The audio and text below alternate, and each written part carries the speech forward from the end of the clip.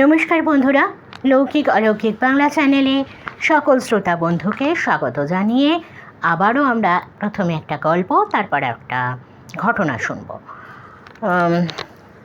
আজকে আমরা যে গল্পটা শুনতে চলেছি তার নাম মডেল। লিখেছেন শোভন সেট। গল্পটা আগে আমরা শুনে নিই, তারপর ঘটনায় আসছি। আমার একটা নেশা আছে, আপনারা তাকে চরিত্রদোষ বলতে পারেন, তবে আমি তার কোনো প্রতিবাদ করব না। কোনো ড্রাগে আমার নেশা নেই, এমনকি মদ্যপানজনিত কোনো নেশা নয়। মডেলের ছবি দেখা আমার নেশা, মারাত্মক নেশা। আমাদের পরিবারে এই নেশা কারণ নেই। দাদুকে দেখেছি, নিপাট ভালো মানুষ, সকলে শ্রদ্ধা করত। আমার বাবা মা অতি ভদ্রজন। বাবাকে কখনো দেখিনি অন্য নারীর মুখের দিকে তাকাতে। বাবার মা সর্বস্ব জীবন। আমাদের কাপড়ের ব্যবসা। কলকাতা শহরে আমাদের দুটো শাড়ির দোকান, উত্তর কলকাতায় একটা, দক্ষিণ কলকাতায় আর একটা। আমায় দেখতে মন্দ নয়, 6 ফুট হাইট, দোহারা চেহারা, ফর্সা।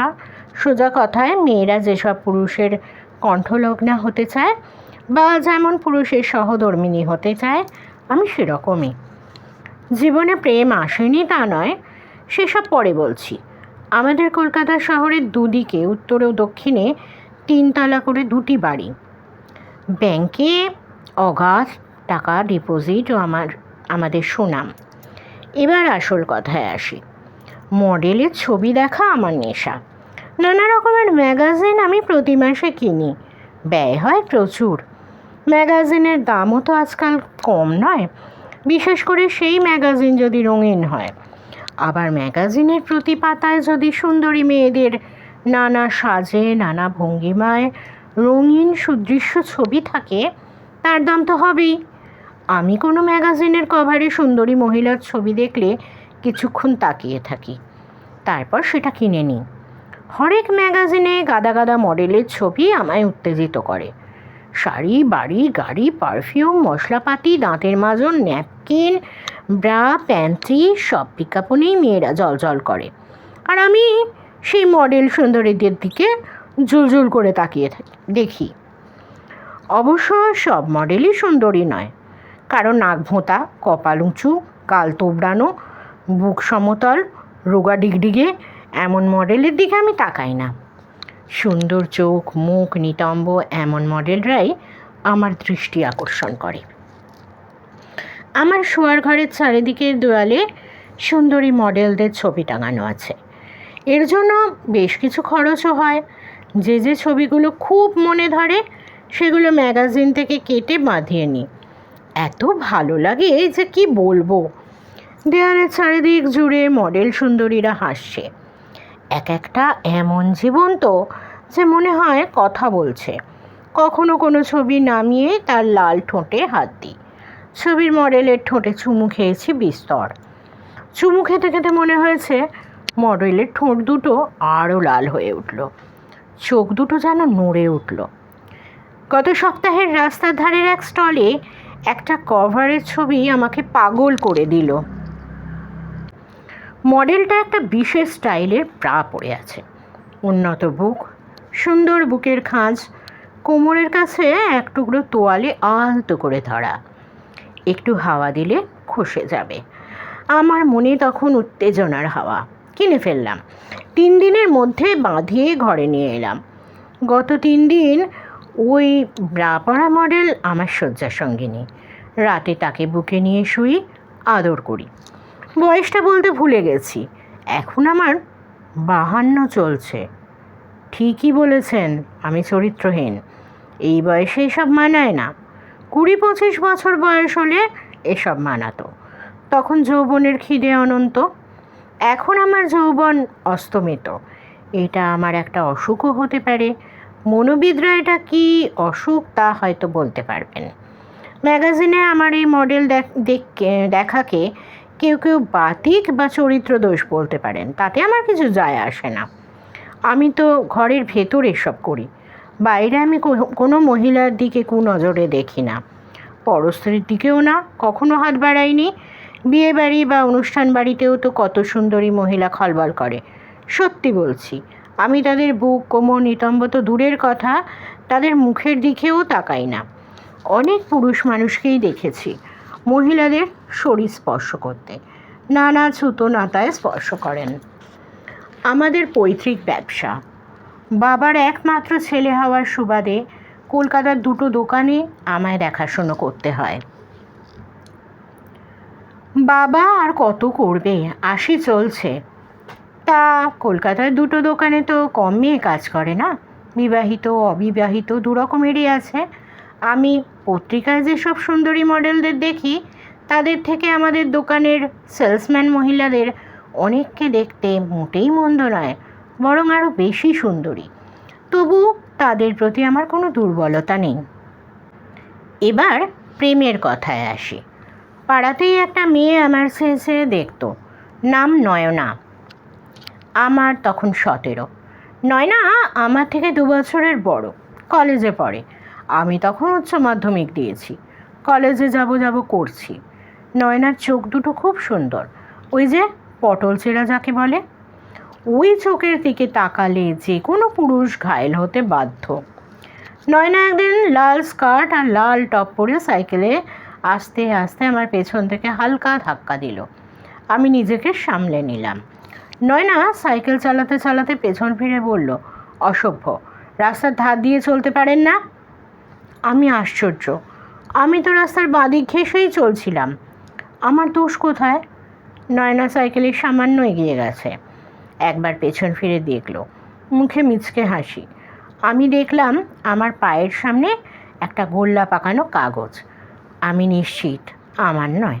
কাগজের গোল্লাটা কুড়িয়ে নিয়ে ডাকলাম, এই যে ম্যাডাম, এই গোল্লাটা আপনার, পড়ে গেছে। নয়না হাসতে হাসতে বলল, ওটা আমার নয় মশাই, আপনার, পড়বেন। তারপর সাইকেলের স্পিড তুলে হাওয়া হয়ে গেল। এসব ঘটনায় লোকের কৌতূহল বেশি, লোক জমে, প্রশ্ন অনেক, বিশেষ করে ঘটনা যদি কোনো সুন্দরী মহিলার সঙ্গে ঘটে। আমি বাড়ি ফিরলাম, নিজের ঘরে এসে গোল্লাটা খুললাম, পড়লাম। লেখা আছে, এই তুমি কি কানা, আমায় দেখতে পাও না? আমি তোমার পাশ দিয়ে কতবার সাইকেলে করে গিয়েছি। আমি তোমায় ভালোবেসে ফেলে মরছি, কোনো কথা শুনবো না। আজ 6টার শোয়ে তুমি আমি সিনেমা দেখব, আমি টিকিট কেটে রাখবো। বিজলি সিনেমার সামনে দাঁড়াবে, 6টায় শো, মনে থাকে যেন। তোমার নয়না। আমি যাইনি। দিন 3 পরে রাস্তার ধার দিয়ে হাঁটছিলাম, পেছন থেকে একটা সাইকেল আমায় সজোরে ধাক্কা দিয়ে নিজেই উল্টে পড়ল। আমিও। রাস্তার লোক ছুটে এলো। সুন্দরী মেয়ে রাস্তায় পড়ে গেলে কিছু পুরুষ মানুষের বুকে কষ্ট হয়। একটা কালো ছেলে হাত বাড়িয়ে বলল, আমার হাতটা ধরুন, উঠে পড়ুন। তারপর ছেলেটাকে দেখছি, ঘাড়ে পাড়ার মতলব তো বের করছি। আপনি হাত সরান, আমি এমনি উঠে পড়ব, ওনার দোষ নেই, আমি ব্রেক করতে পারিনি। হাওয়া বেগতিক, ভিড় হালকা হলো। তাকিয়ে দেখি নয়না সবুজ রঙের স্কার্ট আর টপ পরে, কপালে সবুজ রঙের ছোট্ট গোলা টিপ, সুন্দরী বটে। নয়না ফিসফিসিয়ে বলল, সেদিন আসা হলো না কেন মশাই? কোনো কথা শুনবো না, আজ আসা চাই। বিকেল ঠিক 5টায় কালীঘাটে ট্রাম ডিপোর সামনে। তারপর সাইকেল নিয়ে নয়না চলে গেল। সেদিনও আমি যাইনি। এরপর নয়না আমায় আর বিরক্ত করেনি। কয়েকদিন পরে দেখেছি পাড়ার গুন্ডা ফটিকদার সঙ্গে রাস্তায় হাত ধরাধরি করে ঘুরতে। কলেজের ফার্স্ট ইয়ারে পড়বার সময় বন্ধুদের সঙ্গে একদিন ক্যান্টিনে আড্ডা দিচ্ছিলাম। গোটা 4 মেয়ে পাশের টেবিলে এলো। স্বপ্না নামে একটা মেয়ে আমার সঙ্গে আলাপ করতে চায়। আমি পাত্তা দিলাম না। কয়েকদিন স্বপ্না চেষ্টা চালিয়েছিল, আমি এগোইনি। 2nd ইয়ার 3rd ইয়ারেও একই কেস। আমি কারো ফাঁদে পা দিইনি। বড়লোক আর রূপবান হওয়ার অনেক ঝামেলা। আসলে এরা কেউ জানে না আমার মডেল প্রেম। ক্লাস 8 থেকেই আমি এই নেশায় জড়িয়ে পড়েছি। আমার ঘরের চারিদিকে সুন্দরী সুন্দরী মডেলদের ছবি। আমার শোয়ার ঘরে কোনো বন্ধুকে আসতে দিতাম না। ড্রয়িং রুম থেকে চা জলখাবার গল্প করেই বিদায় দিতাম। আমার মা সব জানত, অনেকবার নিষেধ করেছে, বলেছে বিয়ে কর, বিয়ে করলেই এই মডেলের নেশা তোর কেটে যাবে। আমি শুনিনি। এই সুন্দরী সুন্দরী মডেলদের ছবি আমার প্রিয়তমা।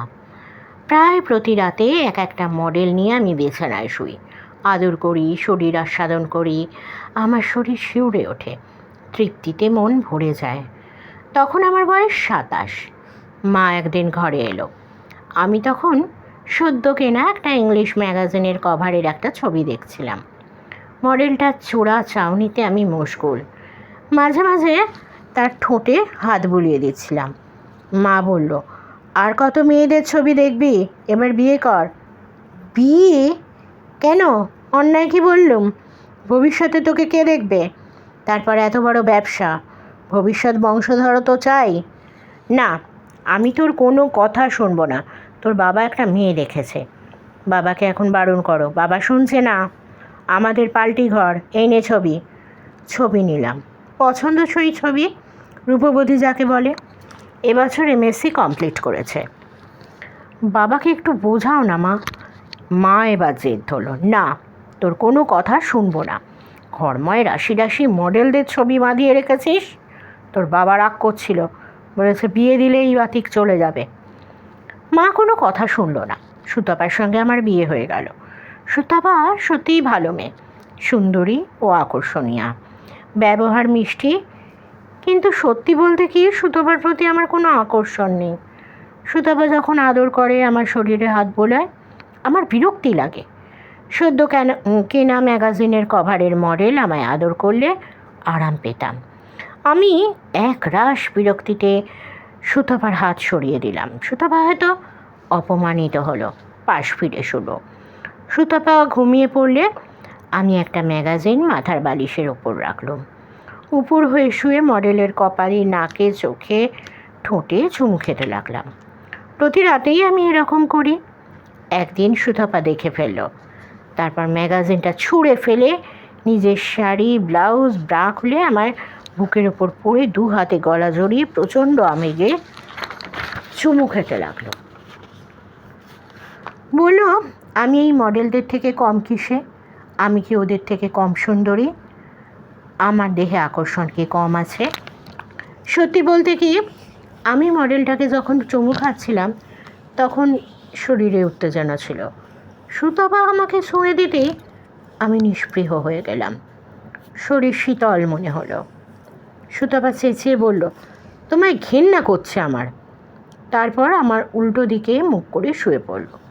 পরের দিনই সুতপা সুটকেস গুছিয়ে বাপের বাড়ি চলে গেল। 3 দিন পর খবর এলো সুতপা সুইসাইড করেছে। তবে সুইসাইড নোটে সুতপা লিখে গেছে তার মৃত্যুর জন্য কেউ দায়ী নয়। তবু সহজে রেহাই মিলল না। শ্বশুরবাড়ি ছাড়ল না, পুলিশও সহজে ছাড়ল না। আমার ঘরে ঢুকে মডেলদের ছবি দেখে জেরায় জেরবার করে তুলল। একটাই প্রশ্ন, কোনো মডেলের সঙ্গে আমার কোনো অ্যাফেয়ার আছে কি না। আমার মোবাইল সার্চ করলো, অনেক মডেলদের সঙ্গে যোগাযোগ আছে কি না জিজ্ঞাসা করলো। জিজ্ঞাসাবাদ চললো, সবাই জানালো তারা আমায় চেনে না। বহু টাকা খরচা গেল। ধীরে ধীরে পুলিশও নির্বিষ হয়ে গেল। গত কয়েক বছরে আমার বাবা মা গত হয়েছেন। পুরো ব্যবসা আমার কাঁধে চেপেছে। দায়িত্ব বেড়েছে অনেক, আমার বয়সও বেড়েছে, কিন্তু মডেল প্রীতি আমার কমেনি। আমার ঘর ভর্তি নতুন নতুন মডেলদের ছবি। ঘরের চাবি আমার কাছে থাকে। আমি সংসারে একা। ঘরের কাজ করার লোকজন আছে, রান্না করারও এক মহিলা আছে। তারা কাজ করে চলে যায়। সারা রাত আমি মডেল সুন্দরীদের সঙ্গে কাটাই। তাদের সঙ্গে মনে মনে কথা বলি, আদর করি। বয়স বাড়ছে, মাথার চুলে পাক ধরেছে। মাসখানেক আগে আমি কলেজ স্ট্রিটের একটা স্টলে ম্যাগাজিন দেখছিলাম। হঠাৎ আমার একটা ম্যাগাজিনের কভারে চোখ আটকে গেল। এ কি? আমি বিস্ময়ে আটকে উঠলাম। আমার পাশে দাঁড়িয়ে থাকা এক ভদ্রলোক বললেন, কিছু বলছেন? আমি বললাম, না। ম্যাগাজিনটা হাতে নিলাম। ছবিটার দিকে তাকিয়ে ভাবলাম, এ কী করে হতে পারে? এ যে হুবহু সুতপার ছবি। সুতপা তো বেঁচে নেই। আর তাছাড়া সুতপা বেঁচে থাকলেও আজ এরকম দেখতে থাকতো না। সুতপার বিয়ের সময় বয়স ছিল 22। মাঝে 25টা বছর পার হয়ে গেছে। বেঁচে থাকলে সুতপার বয়স হতো 47। আমি তাড়াতাড়ি পাতা উল্টালাম। প্রচ্ছদের ছবির জায়গায় নাম লেখা সুচরিতা পাল। ম্যাগাজিনটা কিনে নিলাম। মুখটা অসাধারণ, মুখে স্নিগ্ধ হাসি। বাড়ি এসে চা জল খাবার খেয়ে নিজের ঘরে এলাম। চারিদিকে মডেলদের রাশি রাশি ছবি টাঙানো, কিন্তু এই সুচরিতা নামের মডেলটার কাছে সকলে ম্লান। সুচরিতার ঠোঁটে হাত বুলোলাম, অনেক অনেক চুমু খেলাম। মনে হলো এই সুচরিতাকে যদি একবার শয্যা সঙ্গিনী হিসেবে পাই। ভাবলাম একবার পত্রিকা অফিসে ফোন করি। নিজের রুচিতে বাঁধল। আমি ভাবতে পারছি না সুতপা আর সুচরিতা কী করে একরকম দেখতে হয়। মনে মনে হিসেব কষলাম। আমার যখন বিয়ে হয় তখন আমার শাশুড়ির বয়স ছিল 40। তাহলে কি সুতপা মারা যাওয়ার পর শাশুড়ি আবার সন্তান ধারণ করেছিলেন? সেই মেয়েই এই সুচরিতা। কোনো কোনো মহিলা তো 40-45 বছর বয়সেও গর্ভবতী হন। মডেল সুচরিতাকে পাশে নিয়ে সে রাতে ঘুমিয়ে পড়লাম। পরের দিন শ্বশুরবাড়ি গেলাম। শাশুড়ির বয়স হয়েছে, বসতে বললেন। আমি বসলাম। তারপর আমতা আমতা করে বললাম, একটা কথা বলবো, যদি কিছু মনে না করেন। বললেন, বলো বাবা। মানে বলছিলাম, সুতপা মারা যাবার পর থামলে কেন বলো? মানে আপনার কি আর কোনো সন্তান হয়েছিল? হয়নি, হওয়া সম্ভবও ছিল না। আমি ম্যাগাজিনটা বের করলাম, ছবিটা দেখিয়ে বললাম, এ ঠিক সুতপা নয়? ছবিটা দেখতে দেখতে অবাক হয়ে বললেন, সুতপাই তো, কিন্তু নাম লেখা আছে সুচরিতা। আশ্চর্য, আজ আপনার কোনো বোন বা দিদি সুতপার বাবার দিকের কারো সন্তান হয়নি এর মধ্যে? না, কোনো তরফেই সুতপার মৃত্যুর পর সন্তান হয়নি। শাশুড়ি আমাকে ছাড়তে চাইছেন না বুঝলাম। বিধবা, একা মানুষ, অনেক দিন পরে দেখা। তিনি যেন আমাকে অবলম্বন করতে চাইছেন। মেয়ের মৃত্যু নিয়ে অতীত তিক্ততা ভুলতে চাইছেন। আমি আবার আসবো কথা দিয়ে রাস্তায় বেরিয়ে পড়লাম। সেই দিনই আমার এক বন্ধুকে সব জানালাম, ম্যাগাজিনের ছবিও দেখালাম। পরের দিন বন্ধু সব খোঁজ খবর নিয়ে জানালো, সুচরিতা গড়িয়াহাটে থাকে, 22 বছর বয়স, সবে গ্র্যাজুয়েশন করেছে, মডেলিং করে, অবস্থা ভালো, তবু মডেলিং তার নেশা। তার মা দেবারতীয় মডেলিং করতো, বর্তমানে প্যারালাইজড হয়ে বাড়িতে শয্যাশায়ী। পৃথিবীতে কত আশ্চর্য ঘটনাই না ঘটে। ঘরে টাঙানো সব মডেলের ছবি খুলে ফেললাম। এই সুচরিতা মডেলই আমার ধ্যান জ্ঞান। রাতের বেলা ওর সঙ্গে কথা কই, আদর করি। সবসময় মনে হয় সুচরিতাকে যদি একবার পাই তবে ওর সঙ্গে একাত্ম হব, যত টাকা লাগে লাগুক। সপ্তাহখানেক পরে নিজের শোয়ার ঘরে ম্যাগাজিনে সুচরিতাকে ছবিটা দেখছি। রাত তখন 11টা, বৃষ্টি হচ্ছে ঝিরঝির করে, আকাশে বিদ্যুৎ চমকাচ্ছে। হঠাৎ দেখি ম্যাগাজিনে সুচরিতার ছবির চোখ দুটো নড়ে উঠল। ছবি থেকে সুচরিতা বেরিয়ে এলো আমার মুখোমুখি। আমি বললাম, সুতপা। আমি সুতপা নই, সুচরিতা। আসুন, সময় নষ্ট করছেন কেন? আপনি তো আমার কদিন ধরে কামনা করছিলেন। মডেল সুচরিতা আমায় জড়িয়ে ধরে বিছানায় নিয়ে গেল। আবেগে উত্তেজনায় আমাকে তার শরীরের সঙ্গে মিশিয়ে নিলে তার দেহের উদগ্র কামনা আমাকে শুষে নিতে লাগলো। আমি এই মডেল সান্নিধ্যে পরম তৃপ্তি পেলাম। সুখসায়ারে ভাসতে ভাসতে ঘুমিয়ে পড়লাম। পরের দিন ঘুম ভাঙার পর সদর দরজার কাছে দেখলাম দরজা হাট করে খোলা। সেদিনের খবরের কাগজে দরজা কড়ায় আটকানো। আমার শোয়ার ঘরে এলাম। গত রাতের সব কথা মনে পড়ল, কিন্তু ম্যাগাজিনটা ঘরে নেই। তন্ন তন্ন করে খুঁজেও ম্যাগাজিনটা খুঁজে পেলাম না। কাগজে চোখ বোলাতে বোলাতে 3 পাতায় চোখ আটকে গেল। ছোট্ট খবর, সঙ্গে ছবি। গতকাল রাত 10টায় ঝড়জলের সময় কার অ্যাক্সিডেন্টে গড়িয়াহাট নিবাসী উঠতি মডেল সুচরিতার মৃত্যু ঘটেছে। ইনসেটে একটা ছবি, মডেল সুচরিতা হাসছে। এই ছিল আজকের গল্প বন্ধুরা, বেশ অন্যরকম একটা গল্প। কেমন লাগলো আপনাদের অবশ্যই আমাকে জানাবেন কমেন্ট বক্সে কমেন্ট করে, আর ভালো লাগলে লাইক দিতে ভুলবেন না। আমরা একটা ঘটনাও শুনে নিই। পাঠিয়েছেন ঝুমা রায়, উত্তর কলকাতা থেকে। জায়গাটা পরিষ্কার করে উনি বলেননি, শুধু উত্তর কলকাতাই বলেছেন। ঘটনাটা না ওনার জীবনের নয়, ওনার কাকার জীবনে ঘটেছিল। কাকা বাইরে বাইরে ট্রান্সফারেবল জব করতেন। একটা সময় উনি বলছেন যে কাকা যে জায়গাটায় ছিলেন সেই সময় 1982-83 সালের ঘটনা। ওদের কোম্পানি থেকে একটা কোয়ার্টার দেয়া হয়েছিল এবং কাকা ওই কোয়ার্টারে সবার সঙ্গে থাকতে না পেরে একটা ছোট বাড়ি কাছাকাছি কোথাও ভাড়া নিয়েছিলেন। জায়গাটা ছিল আসামে। তো দিদি বলছেন কাকা যখন ওই সময় ওখানে ছিলেন আসামে, তখন ওনার ঘুমের মধ্যে প্রায় দিন একটি স্বপ্ন দেখতেন, ওনার মুখের মধ্যে ফোঁটা ফোঁটা রক্ত পড়ছে আর ওনার ঘুমটা ভেঙে যেত। তো এরমভাবে চলতে চলতে কাকা ঠাকুরের পুজো শুরু করলেন। ঘরে ঠাকুরের মূর্তি রাখতেন, মা কালীর ভক্ত ছিলেন, মা কালীর ছবি রাখতেন।